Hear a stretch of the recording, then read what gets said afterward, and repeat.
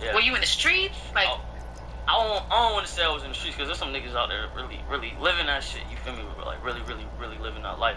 I'm not living that life. I mean, I'm gonna fight a nigga. I'm gonna fight a nigga. If I got to poke you, I'm gonna poke you. I was never one to shoot at people. You know what I'm saying? Like, I'm more likely to. I'm gonna fight you, and if you small, I'm gonna throw the hands with you. If you too big, I know you're gonna whoop me. I'm gonna stab you. oh my god, I'm keeping the blood off. You too big, I'm gonna stab you. And that's how I was on a aggressive. You know what I'm saying? But as far as like slinging dope and shit like that, I only sold like 1 bag of weed ever in my life, like 2 bags of weed. In school, or you just wasn't about that life? As far as school, I went to school till sophomore year. I actually went to Piper High School in Sunrise. And you're from Florida originally? Yeah, I'm from Florida. What part? East side. Okay. Lauderhill. Hey, shouts out to my city, man. But I mean, as far as going to school, I mean, I was in school till sophomore year, and I just knew, like I said, I was already depressed, so I would go to school, go to sleep, and like wasn't really doing anything, and I felt like it wasn't mentally doing anything for me. Like you didn't feel challenged? Not even just challenged. Like I knew it was fake. Like even like, all right, let's like realistically, as the parents that send their kids to school, they don't even know what their children are studying. Like for one, about the fact that they say that Christopher Columbus discovered America. The Native Americans were already here. That's clear as day. If you really do... But they can't still be teaching kids that now. They still are. No. It's not altered. No. They have not altered. That can't be happening. I hope they've altered it, because it was not altered at my... when I was in school, that's what they were saying to me. Wow. Christopher Columbus discovered America. Like, I mean, as far as the information they solicit, it's all... They feed us bits and pieces. I mean, I could talk about that shit all day. That's the type of shit I like to talk about. So you were just kind of over it? I felt like it was stupid. Anything that did not feed my happiness or make me remotely happy, anything that took away the freedom of my mental, or took away that made my thoughts conform, I found irrelevant, and I felt like it would not benefit me at all, nor has it. Everything that I've applied my mind to, and that I really attracted mentally, has come to me. Anything that I did not want has not worked out. So then, at what point did the music come into play into your life? I mean, when I was like 15 years old, I would play with it. I was listening to all the young niggas of that generation. I was listening to Wayne. I was listening to Drake. I was listening to the whole Young Money. You feel me? When Young Money was popping. But I was weird. I used to listen to rock. Like, well, that's not even weird. You know what I'm saying? I was diverse. I was mentally capable of doing stuff like that. I was listening to like Frey, Papa Roach, like different rock bands. You know what I'm saying? I was always strange, and then I go from that to listening to classic, and like, I was weird. You should. That's great that you know different genres and different sounds that you like, because that's what music. That's hip hop. Yeah. You know what I mean? You shouldn't just pigeonhole yourself into one thing. Yeah. I was weird with that shit. As far as like what really made me start is, I never knew what I wanted to do, and I didn't want anything that took away from my freedom. I wasn't with a 9 to 5. I only done one job, and I was a sales broker because I knew how to run my mouth. A sales broker for what? Energy Solutions. What does that mean? I was a fucking electricity salesman. Oh, okay. Literally, that lasted like. So you knocked on people's doors and. What? No, not even. So they came to you? No, it was more of like we would get on the phone, call the corporate office, talk to we try and get the corporate office to switch from whoever their electricity. Okay, so let's role play. So you're calling me. Hello, my name is Jose Onfoy from Energy Solutions. How are you doing today? I'm good. Can I help you? I'm calling from Energy Solutions because we're doing a brief survey in your area. They're saying that you are actually paying more for your electricity bill than you should be. Are you aware of that? You know, you're pretty good at this. I will be. You know how to switch the roles up. Yeah, I mean. Okay. I was good at it, but like I said, anything that made me feel like a slave, I wasn't with it. Our skin color has long evolved from that. You know what I'm saying? And now it's bigger than just our skin color. That's what I want people to also see. It's an economic war right now. Not even just that. Like mentally, the slavery is not physical anymore. It's mental. As far as the New World Order has come in the shape of electronics. You know what I'm saying? Taking away your mind from what you want to apply it to. The mind is but a magnet to what you want. You know what I'm saying? The law of attraction, like all the laws of the universe. I studied all the laws of the universe. You know what I'm saying? And I fully apply that. So was there someone in your life that introduced you to that, or just something you just kind of gravitated towards? I was born with the knowing of it.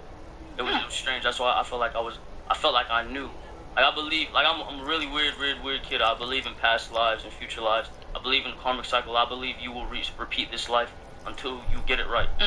I believe until you align the karmic cycle, nothing else matters. Okay. Like astral projection and weird stuff like that. And you incorporate that in your music? Yes. To some degree, yes. Because I've heard from some people that it's a little distorted. Like the way that it's recorded is distorted. That's on purpose. Yes, yes. Why? It's raw. It's raw, and it don't sound like anybody else. And if it don't sound like anybody else, then it sound like me. You know what I'm saying? I ain't trying to sound like, bro, like, let's keep it blood raw. Like, the niggas at the top of the industry right now, everybody's trying to sound like me. Everybody. Literally. Every single person that jumps into music is like, alright, how can I sound like this? This is the sound I want. You know what I'm saying?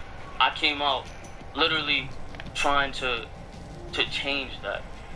And I felt like it was the most innovative thing I could have done for my generation. I'm not gonna say I'm some super mastermind, but as far as like music wise, I feel like out of my generation or my millennial for that matter, that I'm one of the most innovative youth to this day.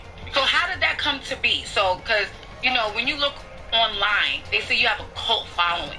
So it's kind of like, wow, a cult following. How do people just gravitate towards you? I love these kids. So it was the music. But do you think your rap sheet had anything to do with that, or was it simply the music? The depression is real. What is real will prosper. I always say that. That's what I live for. What is real will prosper. I love these kids. And I know what it feels like to be alone. I got a alone tattooed on the left side of my face. I know what it feels like to be alone. And I mean that. Like, I know what it feels like to wake up somewhere where you're not supposed to be, around people you're not supposed to be around, and be around them. You can be around a million people. There's like me, you, or my manager. We can be around a million people and still be alone. I know what that felt. I knew what that felt like, and I knew what it felt like being on the verge of wanting to end it all, but being too pussy to do it. I was too pussy to end my life, so I knew that feeling, and I wanted to comfort anybody, because I found a way out through the music. No, I think that it's brave to stand up and live your life. Definitely. Yeah. Definitely. I mean, it's a double jeopardy. It's a double-edged sword. I mean, I get it, but I think that it's brave when you choose not to. When you choose life. Yeah. Pain is everything. You know what I'm saying? If you choose to suffer through the pain, you strong. But. So the music is your outlet. I want you to clarify something for me. What's the situation between you and Drake? You guys have people like what's the situation? What's going on? Alright, I'm gonna give you. I was waiting on it. Talk to me. I was waiting for you at the door. Yes. Me too. Alright, so look, the nigga hit up. I'm like I ain't even on that snitching that shit. Keep it blunt raw. Keep it blunt raw. I got to, cause like I don't want nobody coming at me crazy. You feel me? Like I saw it, bro. You feel me? Like I wasn't wrong. Bro hit up a DJ that I fuck with. Who did? Drake. Okay. Drake hit up a DJ that I fuck with. You feel me? And bro told me, he was like, yo, the nigga Drake watched your interview. He said he fuck with you and he fuck with your partner Ski Mask. He's like, yo, he saying he go call your manager within the next few days. Okay. So I'm amped up. Nigga, I fuck with Drake. Yeah. You feel me? Drake a genius. Yeah. You know what I'm saying? Despite me disrespecting him as a man, because I can't respect him as a man, respect that nigga career. That's the GOAT. Okay. That's the GOAT. So you know how to differentiate the two? I know. Corporately, that nigga is the GOAT. Yeah. You know what I'm saying? And I knew what I was doing when I said what I said, and I knew how to approach him. Because I know where he can't beat me at. Okay. You know what I'm saying? So, initially, he was supposed to contact one of my managers. So he doesn't do it. That same fucking week, bro, I go on to, well, I can't go on to there obviously because I'm locked up. Yeah. I'm on the securest phone, you feel me? That's crazy. When you in jail, people checking for you. The cult following is like, yo, what's good? You still buzzing in these streets. And what were you thinking in your mind when you can't access it? Like, that must be a crazy feeling. Like I said, I was really big on being inside of my mind. Yeah. Astral projection and meditation and things of that sort. So it was never, it was a problem because it was a problem for the reason that I wanted to be with my family and the people I love. You know what I'm saying? And I wanted to be able to express that. I wanted to be able to feed off the energy of my family. Now, as far as anything that revolved around my career, I knew it could wait. Okay, got it. I know, you feel me? Like it's a difference between being an artist and being a rapper. Yeah. Some of these niggas could hop on the radio and be gone the next day. Yeah. You know what I'm saying? And they could try and be on the top, but they can't maintain it. I can maintain. It's like DJ Khaled said. You feel me? Mm-hmm. He made for this shit. I'm made for this shit. So you in jail? He's supposed to contact your manager, and then what happened? He dropped the fucking video of previewing that shit in Amsterdam with some nigga from the UK. You know what I'm saying? He dropped the video.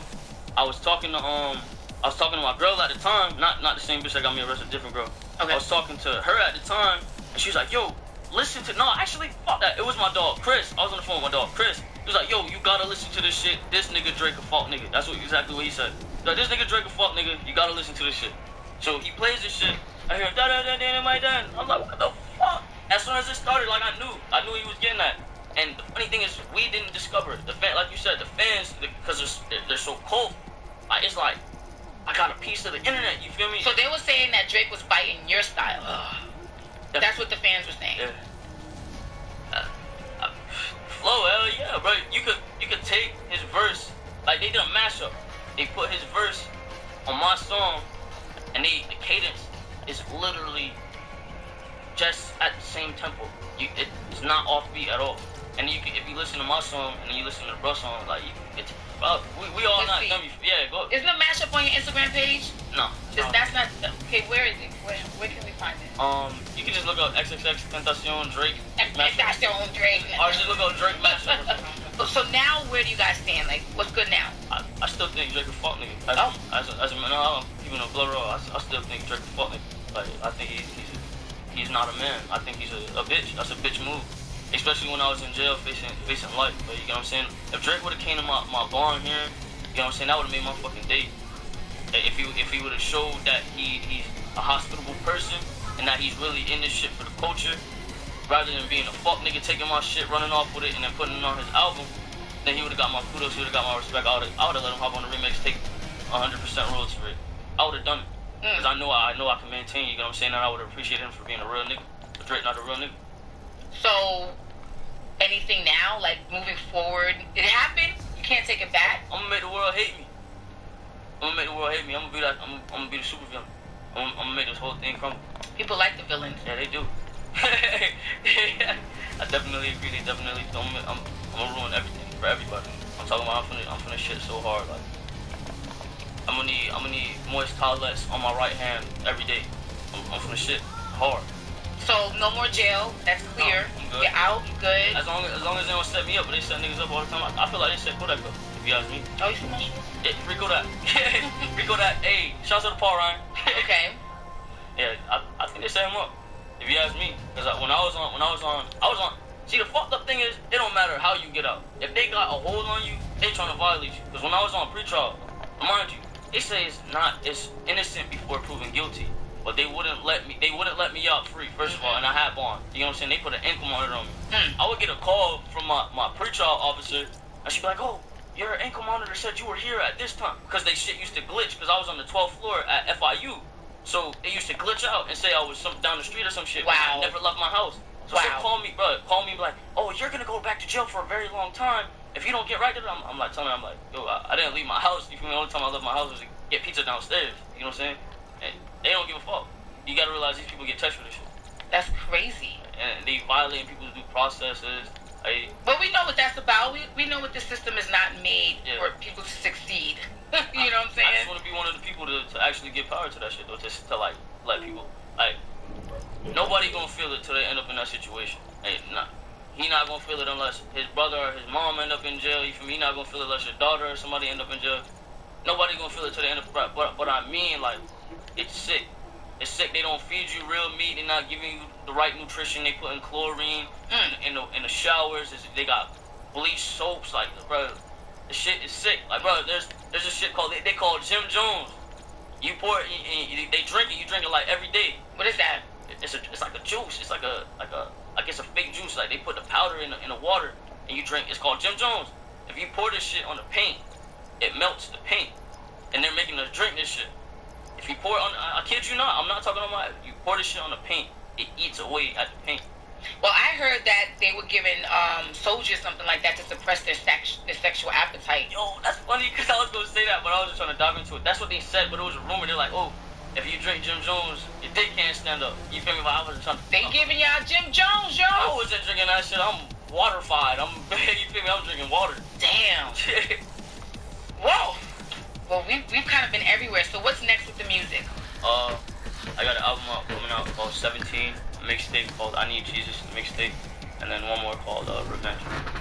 And I mean, as far as myself as an artist, I want to be able to break all barriers. And I mean, as far as for the underground, I'm giving independent artists opportunities to actually shine. Like, I mean, I repost people's shit on my SoundCloud for like the cheap. Like, I'll charge them like $200. You feel me? $200, $300. I'll repost your shit on my shit for a whole day, and you blow up. You get like 12,000 within a day. You know what I'm saying? 12,000, 13,000. So I'm doing that for people to take the power away from the industry and give it to the individual. And if music is your calling, you'll see it, because then people will naturally gravitate towards you. So I'm trying to do that. I mean, I'm trying to give back to everybody, because when me and my mom ain't have it, you feel me? We was never like dead broke. When we ain't have it, I knew what it felt like to be hungry. You feel me? So I'm trying to I think I actually got the idea from, it was either you guys or another station, but It was definitely us. All right, what? Us. All right, so yeah, where y'all would basically like go buy groceries and fill up somebody's fridge. Yeah, fill your fridge. Yeah, Yep. I'm doing that. I'm gonna do that same shit, because I mean, when I say y'all inspired me with that shit, like, I would have never thought about something like that. Oh wow. So once a month, once or twice a month, you know what I'm saying? I'm gonna pick at least like 2 to 3 people and take them to fill up their fridge, and I'm just trying to give back, bro. I'm not selfish. That's good. Good for you. X, aka Dagger Dick.